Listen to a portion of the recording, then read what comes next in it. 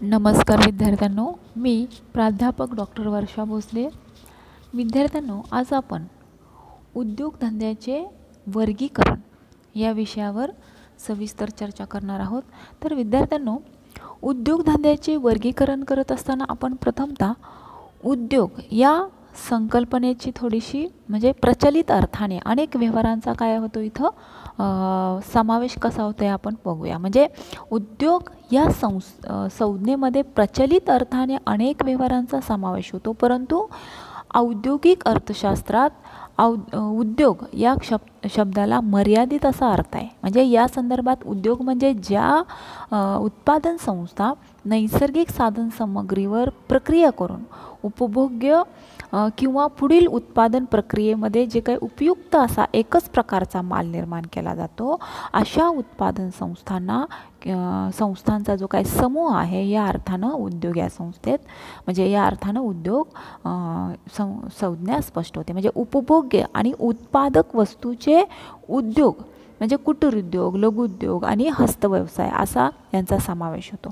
तसेच या व्यापक वर्गीकरणात अनेक म्हणजे प्रत्येक प्रकारच्या उद्योगात सुद्धा अनेक उद्योग असतात. म्हणजे उत्पादन संस्था आणि उद्योग यातील फरक स्पष्ट करणं आपल्याला जरुरीचं आहे.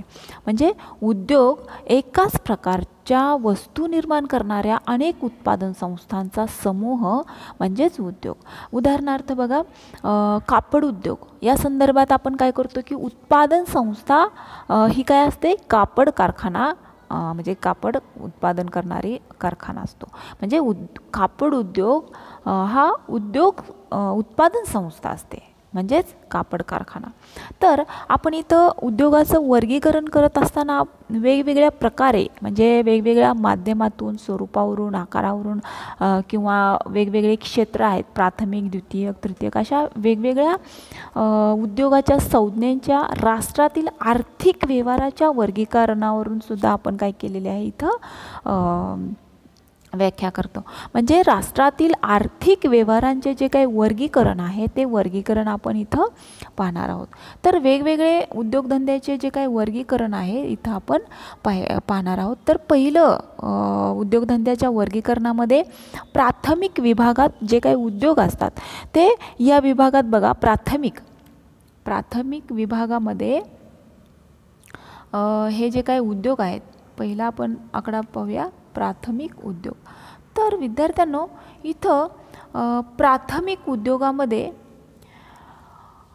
कृषी उद्योग, खनिज कामे, जंगल उद्योग किंवा मच्छीमार याचा जो तयार माल उपलब्ध होतो त्याला आपण निसर्गदत्त देणगी म्हणजे निसर्गाकडून मिळणारी जी काही देणगी आहे, निसर्गदत्त देणगी, त्याचा वाटा काय असतो, मोठा असतो. आणि यावर या म्हणजे निसर्गदत्त देणगीचा जो काही वाटा मोठा असतो, या मालावरील प्रक्रियेवर मानवी श्रमाचा भाग काय असतो, मर्यादित असतो.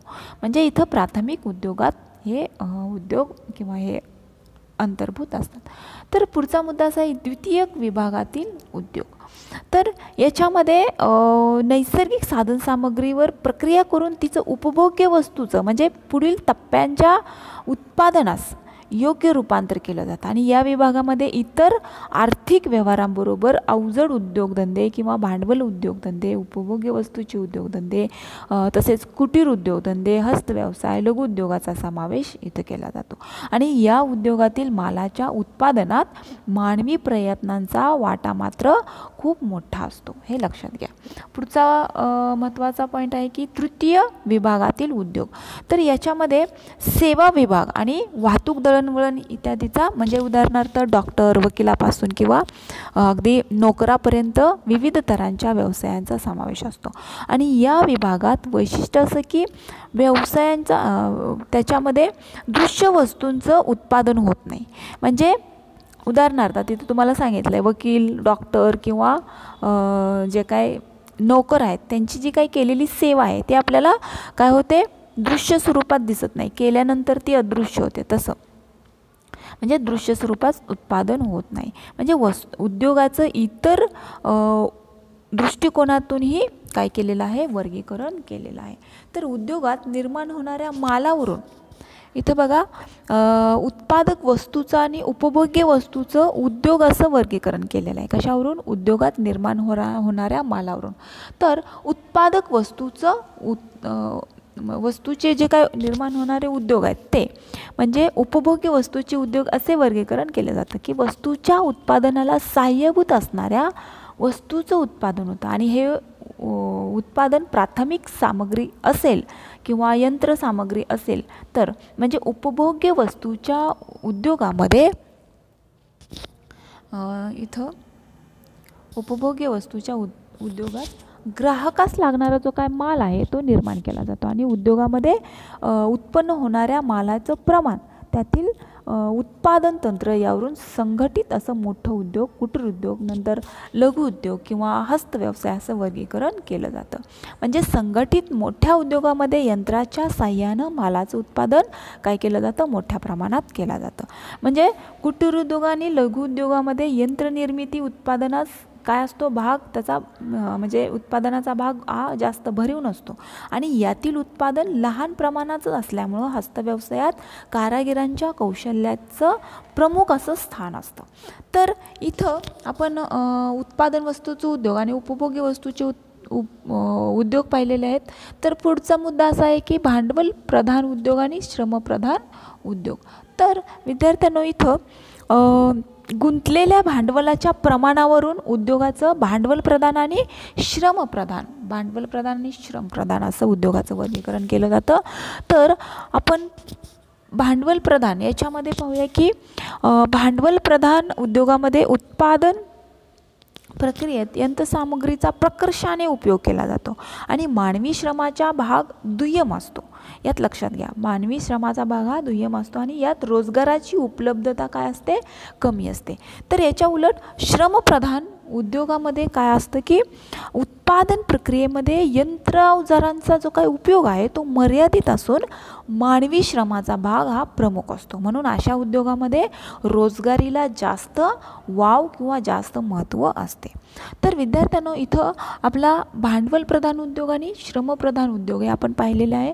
तर पुढचा मुद्दा असा आहे की आकारावरून म्हणजे उद्योगामध्ये निर्माण होणाऱ्या मालाच्या आकारावरून आणि वजनावरून म्हणजे अवजड आणि उपभोग्य वस्तूचे उद्योग असं वर्गीकरण केलं जातं. तर इथं आकारावरून अवजड वस्तू उद्योग. तर याच्यामध्ये निर्माण होणारा माल आकारानं मोठा आणि वजनानं जड असून हे उद्योग पुढील उत्पादन म्हणजे पुढचं जे काय प्रक्रिया करणारे उत्पादन आहे ते उपयोगी पडणारा यंत्रावजाराचा माल निर्माण करत असतात. आणि उपभोग्य वस्तू उद्योगामध्ये उपभोग्य मालच निर्माण केला जातो म्हणजे इथं उपभोग्य म्हणजे मालच निर्माण केला जातो वजनावरून. तर अशा पद्धतीने इथं आकारावरून अवजड उद्योग वस्तूचं उद्योग आणि वजनावरून उपभोग्य वस्तूचं उद्योग इथं वर्गीकरण केलं जातं. आता महत्त्वाचं स्पर्धेच्या स्वरूपावरून उद्योगाचं काय केलं जातं? एकाधिकारी, स्पर्धायुक्त आणि एकाधारयुक्त स्पर्धा असणारे उद्योग असं इथं वर्गीकरण केलं जातं. तर पहिलं आपण बघूया की एकाधिकार स्पर्धेतील उद्योग. तर विद्यार्थ्यांनो इथं एकाधिकार उद्योगामध्ये एखादा वस्तू 100% पुरवठा एकाच उत्पादकाच्या हातात असतो. म्हणजे त्या वस्तूचा एकच विक्रेता असतो जे सार्वजनिक हितोपयोगी उपक्रम असतात आणि त्या ठिकाणी एकाधिकाराने समाजाचा काय होतो? फायदाच होतो. म्हणजे बघा कसा होतो की उदाहरणार्थ वीज पुरवठा, बस कंपन्या, गॅस कंपन्या किंवा रेल्वे. परंतु सर्वसाधारण इतर उद्योगामध्ये जर एकाधिकार असेल तर जास्त नफा मिळवण्याकरता उत्पादक पर्याप्त उत्पादन करत नाही. म्हणजे त्यामुळं काय होतं की भाव वाढून ग्राहकाची पिळवणूक होण्याची शक्यता असते आणि एकाधिकाराशी निगडीत असलेल्या या अनिष्ट प्रवृत्तीच्या समाजहिताच्या दृष्टीनं नियंत्रण करण्यासाठी विविध देशातील सरकारांनी काय केलेलं आहे? एकाधिकार नियंत्रण कायदे केलेले आहेत. आणि दुसरं म्हणजे पुढचा मुद्दा असा पाहूया की स्पर्धायुक्त स्पर्धायुक्त उद्योग. तर ही एक वर्गीकरण, उद्योगाचं वर्गीकरण केलं. यामध्ये काय केलं की एकाच प्रकारचा माल विकणाऱ्या उत्पादक विक्रेत्यांची संख्या एवढी मोठी असते की कोणत्याही विक्रेत्यास वस्तूच्या किमतीत फेरबदल घडवून आणता येत नाही. हे काय स्पर्धायुक्त उद्योगामध्ये त्याचं वर्गीकरण केलेलं आहे. तर पुढचा मुद्दा असा आहे की एकाधिकारयुक्त स्पर्धा. एकाधिकारयुक्त स्पर्धा, तर या उद्योगांमध्ये असणाऱ्या उद्योगांचा म्हणजे हा जो काही प्रकार आहे याच्यामध्ये उत्पादकाची संख्या काय असते, लहान असते. कशात? एकाधिकारयुक्त स्पर्धेमध्ये जे वर्गीकरण केलेलं आहे उद्योगाचं त्याच्यामध्ये उत्पादकाची संख्या लहान असते आणि ग्राहकांच्या मनात विविध उत्पादकाच्या मालाच्या गुणवत्तेविषयी तरतमभाव जो निर्माण झालेला असतो आणि त्यामुळं काय होतं की जास्त किंमत असताना ही ग्राहक एका विशिष्ट विक्रेत्याकडे काय केले जातात, आकर्षले जातात. म्हणजे ग्राहकांच्या या आकर्षणामुळं त्या विक्रेत्यांची परिस्थिती त्या विशिष्ट मर्यादित एकाधिकारासारखीच होते. म्हणजे बघा इथं इतर उत्पादकाबरोबरची जी काय स्पर्धा आणि त्याला पूर्णपणे टाळता येत नाही. म्हणजे एकाधिकार आणि स्पर्धा या दोन्हीही प्रवृत्तीची कमी जास्त जी काय बिजे आहेत अशा तऱ्हेने या उद्योगामध्ये असल्यानं अशा उद्योगांना एकाधिकारयुक्त स्पर्धा असलेले उद्योग असं म्हटलं जातं. म्हणजे पूर्ण स्पर्धा आणि मक्तेदारी प्रत्यक्षात काय होते, सहसा अस्तित्वात नसतं आणि एकाधिकारयुक्त असलेले उद्योगच काय होतात, प्रत्यक्ष व्यवहारामध्ये अस्तित्वात असताना आपल्याला आढळून येतात. म्हणजे इथं काय झालेलं आहे की एकाधिकारयुक्त स्पर्धा आपल्याला लक्षात येते. तर पुढचा मुद्दा असा आहे की मोसमी उद्योग. तर विद्यार्थ्यांना इथं उद्योगांचे मोसमी म्हणजे हंगामी उद्योग किंवा बारमाही उद्योग असंही आपण इथं वर्गीकरण करू शकतो. तर इथं मोसमी उद्योग आणि बारमाही, मोसमी म्हणजेच हंगामी, प्रत्येक मोसमानुसार बदलणारे उद्योग. तर बघा इथं मोसमात जे काही उद्योग आहेत ते उदाहरणार्थ साखर कारखान्याचा अंतर्भाव असतो, आपल्याला माहीतच आहे. अशा कारखान्यात वर्षातून काही काळच उत्पादन काय असतं, चालू असतं. मग कारण या उद्योगांना जो काय लागणारा कच्चा माल आहे, कच्चा माल म्हणजे ऊस, तुम्हाला माहीतच आहे. तर ह्या विशिष्ट ऋतूपुरताच मर्यादित असतो आणि त्याच्यामुळं काय होतं, या मोसमातच, विशिष्ट मोसमातच हा साखर कारखाना चालतो. म्हणजेच उद्योगाचं जे काय उत्पादन आहे ते विशिष्ट उद्योगातच केलं जातं. आता पुढचा मुद्दा असा आहे की बारमाही उद्योग. तर यामध्ये वर्षभर उत्पादन चालू असतं. म्हणजे वेगवेगळे उत्पादन जे काही वस्तूंचं केलं जातं ते काही असे वस्तू असतात त्या बारमाही केल्या जातात. तर पुढचा मुद्दा असा आहे की शेतीशी संबंधित उद्योग. तर विद्यार्थ्यांनो इथं शेतीशी संबंधित उद्योग आणि इतर उद्योग असे उद्योगाचे काय केलेले आहेत, विभाग केलेले आहेत. तर इथं शेतीशी संबंधित उद्योगामध्ये काय की शेतीतील मालावर प्रक्रिया करण्याचे काम हे प्राधान्यक्रम दिलेलं असतं. म्हणजे तांदूळ काढण्याचं किंवा तेलाच्या गिरण्या, गूळ तयार करणे इत्यादी उद्योग काय केलेले असतात, यामध्ये शेतीशी संबंधित म्हणजे शेतीशी संलग्नित असलेले हे उद्योग इथं समाविष्ट केलेले असतात. तर पुढचा मुद्दा असा आहे की प्रमुख आणि सहाय्य उद्योग. म्हणजे प्रमुख आणि त्याच्याशी सहाय्य असणारे उद्योग. तर यामध्ये तयार माल निर्माण जो होतो तो प्रमुख उद्योग आणि ज्या उद्योगामध्ये प्रमुख उद्योगात निर्माण होणाऱ्या मालावर उत्पादनाकरता लागणारा एखादा भाग निर्माण केला जातो त्याला काय म्हटलं जातं, सहाय्यक उद्योग. म्हणजे मेन माल आणि त्या मेन माल तयार करण्यासाठी जो काय एखादा भाग निर्माण केला जातो किंवा तयार करण्यासाठी लागणारा जो काय माल असतो तो ज्या उद्योगामध्ये केला जातो त्याला काय म्हटलं जातं, सहाय्यक उद्योग. तर विद्यार्थ्यांनो इथं पुढचा मुद्दा पाहूया की सरकारी, खाजगी आणि संयुक्त उद्योग हे सुद्धा वर्गीकरणाचा भागच आहे उद्योगांमधले.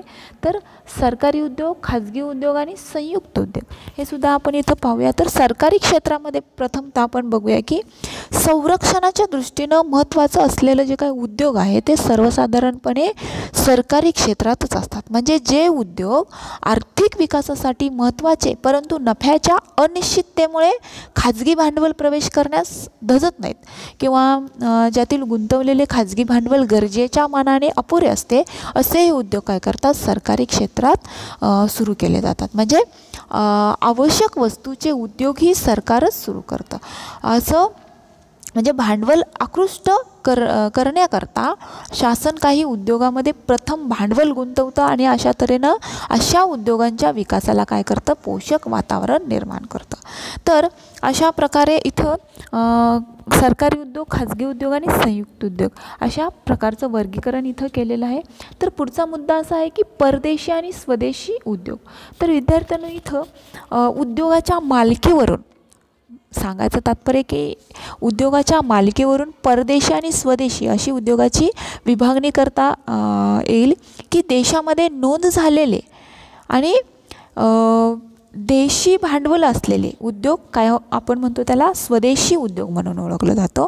आणि ज्या उद्योगाचं उत्पादन घटक किंवा उत्पादन आपल्या देशामध्ये आहे परंतु जे उद्योग आपल्या देशाबाहेर नोंद झालेत, लक्षात घ्या, असे परदेशी उद्योग आपण संबोधतो. म्हणजे काही वेळा परदेशी उद्योग संयोजक स्थानिक उद्योग संयोजकाशी तांत्रिक आणि भांडवलविषयक सहकार्याचा करार करून उत्पादन कार्यामध्ये सहभागी होतात. अशा उद्योगामध्ये व्यवस्थापन आणि मालकी स्थानिक म्हणजे स्थानिक असते. म्हणजे परदेशी उद्योग असो किंवा तांत्रिक किंवा भांडवली सहकार्याचा करार असो असे उद्योग सुरू करण्याकरता करार करण्याकरता स्थानिक सरकारशी परवानगी घेणे अत्यंत आवश्यक असतं, जरुरीचं असतं.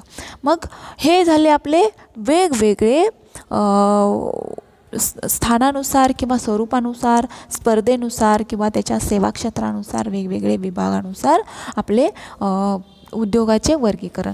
तर असे असले तरी राष्ट्रामध्ये औद्योगिक विकासाची तुलना करता यावी म्हणून राष्ट्रांना मान्य अशा प्रमाणित वर्गीकरणाची काय केलेली आहे, जरुरीचं आहे. म्हणजे या दृष्टीनं आंतरराष्ट्रीय मजूर संघटनेनं काय केलं आहे की आंतरराष्ट्रीय प्रमाणित औद्योगिक वर्गीकरणाचा एक मसुदा तयार केलेला आहे, एक अहवाल तयार केलेला आहे.